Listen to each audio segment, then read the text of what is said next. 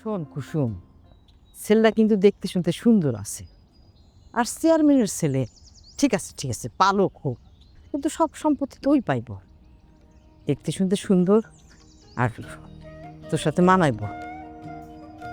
ঠিক আছে, তুই রাগ করিস না। আর বাপের কথা না শুনলে, হ্যাঁ, এই সারা জীবন আমার মতো আব্বিয়া থাকা লাগবে। ফুফু, হ্যাঁ, আমি তো তুমি একটু দাঁড়াও। আমি কি ফুফু, তুমি একটু দাঁড়াও, আমি একটু আইতেছি।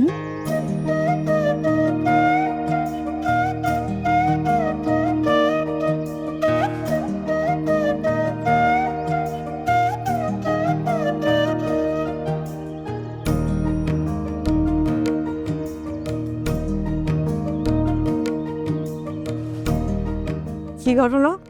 ওই, তুই কার কাছে চিঠি দিলি? হ্যাঁ, ও সেই জন্য তুমি গঞ্জে আসো ঘন ঘন। শোনো, তোমার বাপে যে বিয়ে ঠিক করছে, বিয়ে না করলে তোমার হাড্ডি ভাঙবো আর আমারেও মারবো। ফুফু, আমি এখন বিয়ে করতে চাই না। আর তাছাড়াও ওই ছেলের আমার পছন্দ না, কেমন ক্যাবলা মার কাছে হারে। আই কুসুম, আই আই খারা, আই কুসুম, এক এক কাজ কর কুসুম।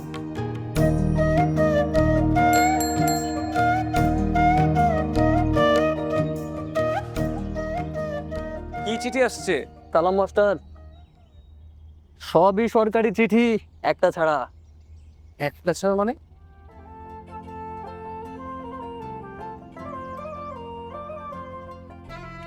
দেখি।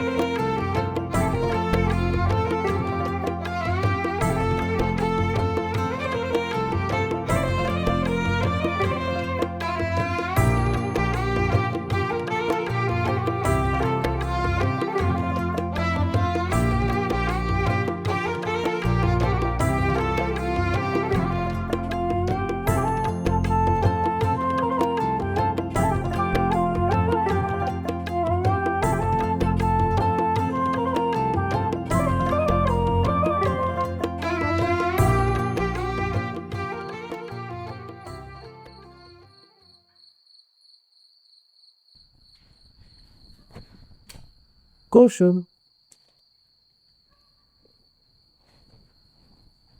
এত একটা আপনি এখানে? আমি আসছিলাম তো না মানে এই চাচা জানে গেছে, চাচা তো ঘরে নাই, তাই খুঁজতে খুঁজতে এই পর্যন্ত।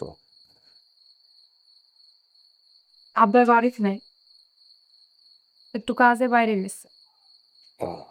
ফুফু তো বাড়িতে আছে, আপনি ফুফুর সাথে কথা বলেন। না না, ফুপুর সাথে কি কথা বলবো? আমি তো আর ফুপুর সাথে কথা বলতে আসি নাই। আমি আসছি চাচা জানের সাথে কথা বলতে। তোমার কি করতেছিলা?